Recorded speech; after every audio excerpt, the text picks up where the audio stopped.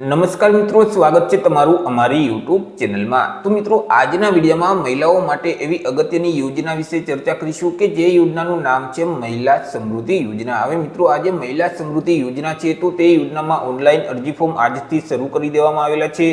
તો યોજના વિશે આપણે તમામ પ્રકારની માહિતી એક જ વિડીયોમાં મેળવશું, જેમ કે યોજનાનો લાભ છે તે કોને કોને મળવા પાત્ર થશે, યોજનાનો લાભ મેળવવા માટે અરજી કઈ જગ્યાએ કરવાની રહેશે, અરજી ફોર્મ ભરવા માટે કયા કયા ડોક્યુમેન્ટની જરૂર પડશે, આ યોજના અંતર્ગત કેવી રીતે સહાય આપવામાં આવે છે, તે તમામ માહિતી આપણે આજના વિડીયોમાં મેળવશું। તો વિડીયોની શરૂઆત કરીએ તે પહેલા વિડીયો ગમે તો લાઈક અને શેર કરી દેજો, ચેનલમાં નવા હોય તો ચેનલને સબસ્ક્રાઇબ કરી દેજો।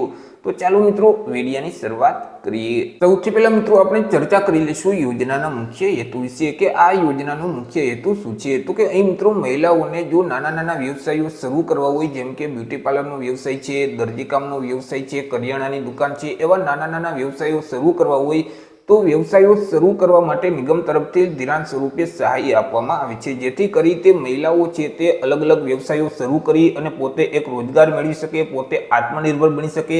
તે હેતુ માટે મહિલા સમૃદ્ધિ યોજના અંતર્ગત લોન સ્વરૂપે સહાય મળવા પાત્ર થાય છે। ચર્ચા કરી લઈએ આપણે યોજનાના લાભ વિશે કે આ યોજનાનો લાભ છે તે કોને કોને મળવા પાત્ર થશે। તો કે મિત્રો, આ જે મહિલા સમૃદ્ધિ યોજના છે તો તે યોજનાનું અમલીકરણ ગુજરાત સરકારનું જે સામાજિક ન્યાય અને અધિકારિતા વિભાગ છે, અને આ વિભાગ હેઠળ અલગ અલગ કેટેગરીના જે નિગમોની રચના કરવામાં આવેલી હોય છે તો તે નિગમો તરફથી યોજનાનું અમલીકરણ કરવામાં આવે છે।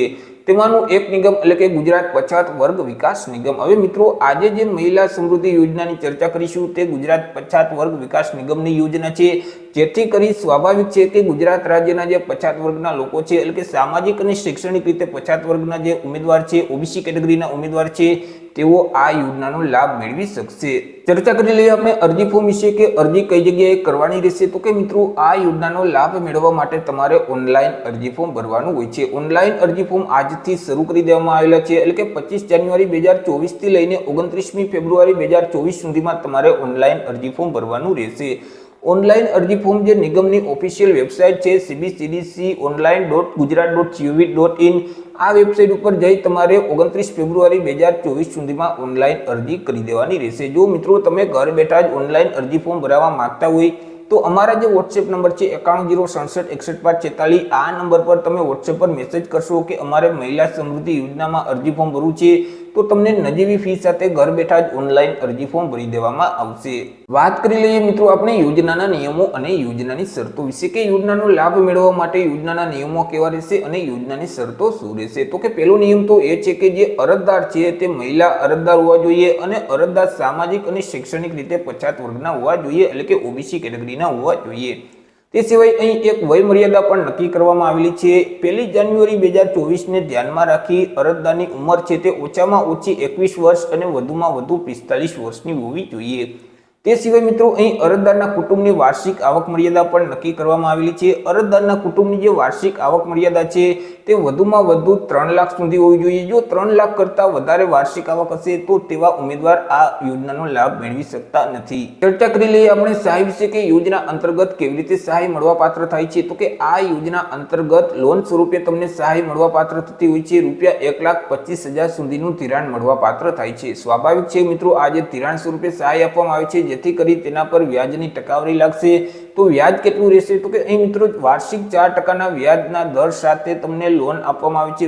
₹1,25,000 સુધીનું ધિરાણ આપવામાં આવે છે। હવે મિત્રો, આ જે લોનની રકમ છે તે તમારે ભરપાઈ કરવાની રહેશે। વ્યાજ સહિત સરખા 48 માસિક હપ્તામાં તમારે આ રકમ છે તે ભરપાઈ કરી દેવાની રહેશે। ચર્ચા કરી લઈએ આપણે ડોક્યુમેન્ટ વિશે। તો કે મિત્રો, અહીં અરજદારનું આધાર કાર્ડ છે, રેશન કાર્ડ છે, ત્યાર પછી મિત્રો અહીં બેંક પાસબુકના પ્રથમ પાનાની નકલ અથવા તો રદ કરેલ ચેક છે, ત્યાર પછી મિત્રો જન્મના પુરાવા તરીકે કોઈ પણ એક ડોક્યુમેન્ટ આપવાનું રહેશે, ત્યાર પછી રહેઠાણના પુરાવા તરીકે કોઈ પણ એક ડોક્યુમેન્ટ આપવાનું રહેશે, ત્યાર પછી મિત્રો જાતિનો દાખલો છે અને આવકનો દાખલો છે। તો અરજી ફોર્મ ભરવા માટે તમારે આટલા ડોક્યુમેન્ટની જરૂર પડશે। તો આવી રીતે મિત્રો, ગુજરાત સરકારનું જે સામાજિક ન્યાય અને અધિકારિતા વિભાગ છે અને આ વિભાગ હેઠળ અલગ અલગ કેટેગરીના નિગમો આવેલા છે। તેમાંનું એક નિગમ એટલે કે ગુજરાત પછાત વર્ગ વિકાસ નિગમ। તો આ જે ગુજરાત પછાત વર્ગ વિકાસ નિગમની જે મહિલા સમૃદ્ધિ યોજના છે તેમાં ઓનલાઈન અરજીઓ મંગાવવામાં આવેલી છે। અરજી ફોર્મ છે તે તમારે 29 ફેબ્રુઆરી 2024 સુધીમાં ઓનલાઈન ભરવાનું રહેશે અને આ યોજના હેઠળ મહિલાઓને લોન સ્વરૂપે સહાય આપવામાં આવે છે, જેથી કરી તે મહિલાઓ છે તે અલગ અલગ વ્યવસાયો શરૂ કરી અને પોતે રોજગાર મેળવી શકે, પોતે આત્મનિર્ભર બની શકે। તો આશા રાખું છું વિડીયો પસંદ પડ્યો હશે। વિડીયો પસંદ પડ્યો હોય તો લાઇક અને શેર કરી દેજો। ચેનલમાં નવા હોય તો ચેનલને સબસ્ક્રાઇબ કરી દેજો। ફરી મળીશું એક નવા ટોપિક સાથે એક નવા જ વિડીયોમાં। ત્યાં સુધી જય હિન્દ, વંદે માતરમ।